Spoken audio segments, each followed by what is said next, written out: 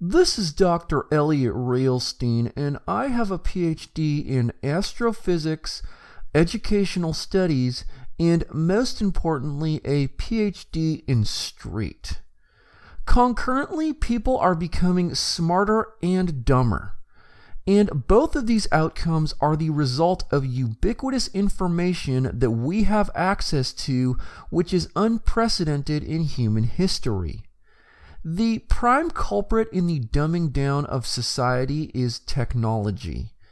And the question that arises from this outcome is, was this simply an unintended consequence, or did leading tech companies specifically design it this way to intentionally dumb down the masses? Through the course of human history, the trajectory of human intelligence, generation after generation, always trended upward, oftentimes significantly so.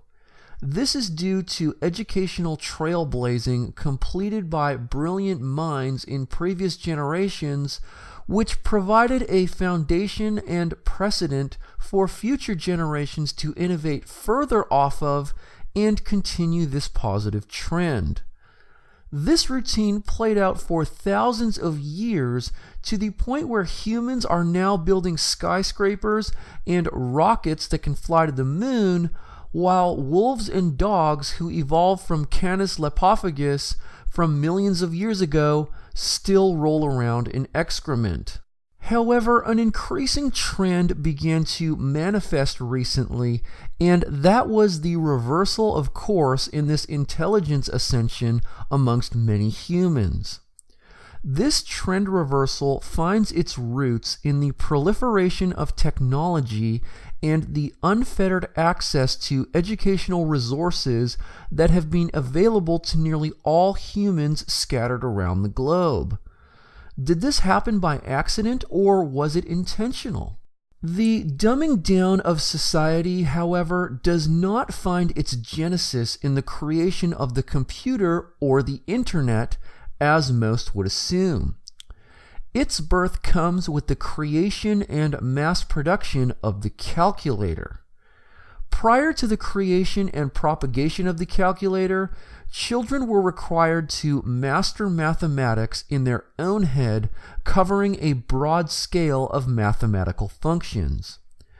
Preceding the calculator, children were trained and educated in a manner in which their own brains became mini calculators.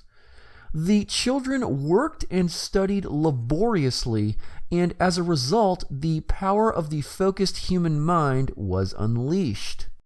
As decades passed and calculators were dropped into the hands of every young student in the modernized world, this training and internal comprehension became of minimal importance, even of obsolete value, as the answers to basic and semi-complicated mathematical queries did not need to be understood within one's mind.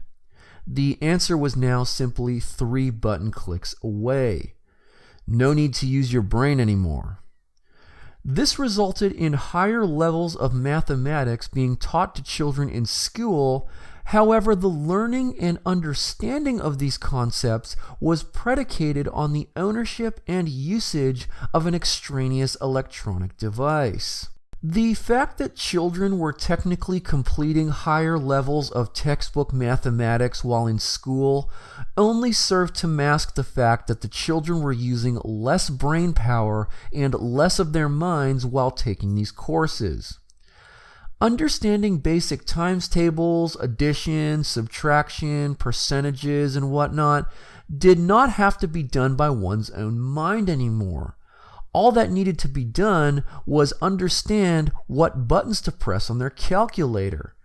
For instance, there are people who have degrees in subjects that required completion of multiple university calculus courses who can barely do simple addition and subtraction in their own mind. Now, of course, I'm not talking about myself, obviously, but, I know people who are like this, of course. It didn't take a genius to recognize and deduce conclusions based on this development. The more calculators were given to children, the less they understood on their own, and the less of their own brains they would use. And as calculators became even more advanced and even found their way into cellular telephones, the more complacent the human mind became in real mathematical applications. When you amplify this principle and transcend it beyond just a calculator and apply it to every person within reach and provide them with all the information they could possibly desire, you have a total dumbing down of the population in all aspects of life. There is no need to use your brain and retain information anymore. Every fact and factoid is logged inside of your electronic device for instant response.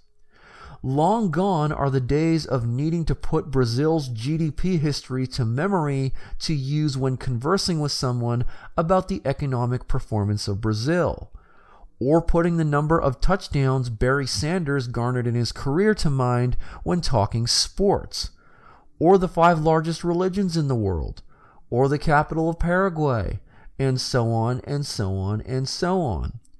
All of these answers no longer need to be stored in your brain for quick internal retrieval. Instead, they can just be typed into a mobile device, which will promptly provide you with the solution you desire. With the hyperproliferation of access to information, the more the individual brain becomes complacent and criminally underdeveloped. Humans no longer need to use their brains anymore as the solution to every problem they may have or information to any question or issue they may need to know now resides inside of a device in their pocket. Thanks to technology, our brains are less utilized, lazy, and lethargic. The dumbing down of the population via instant information retrieval has fostered a denser and less inquisitive mind.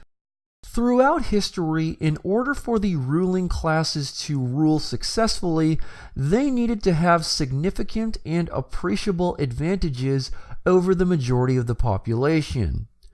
Prior to the advent of capitalism, the Industrial Revolution, and the rise of technology, supreme and self-anointed divine leaders were able to control millions of agricultural serfs through mass illiteracy and fear of the homeland being conquered by bloodthirsty rival nations. These leaders had the physical might and/or educational training that were nowhere near matched by the populace, which allowed them to enact and retain their power irrespective of their ability to govern. In recent decades, the traditional ruling class's modus operandi has slowly etiolated as literacy and educational rates increased, the economy moved away from an agricultural-based system, and leadership apparatuses became more decentralized and more democratic. Emancipation seemed right around the corner, but a new form of enslavement, voluntary enslavement, sprang into existence. Similar to the construct created in Huxley's masterpiece Brave New World, an instant gratification society has caused people to subordinate themselves to the new ruling class. Instead of keeping masses of people illiterate and dumb to retain pliability, instant education and solutions at people's fingertips have been used to blunt people's minds.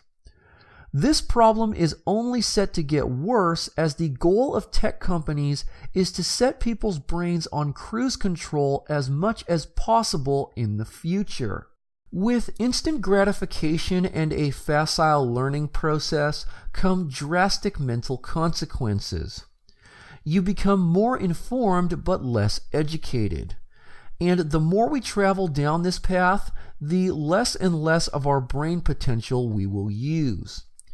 The last tangible or intangible thing one should ever surrender is their mind and their ability to independently think and reason. And with technology expanding at a blinding rate, They are designing a world in which everything will be handed to us and our brains will never need to perform anything beyond unconscious functions. The trade for an easier and instantly gratifying existence is your brain and the power to think and reason with your full potential. Therefore, think very carefully about what avenues you and, more importantly, your young family members decide to go down to make your lives quote-unquote easier, as the trade-off to get these luxuries may be more profound and odious than you will ever know.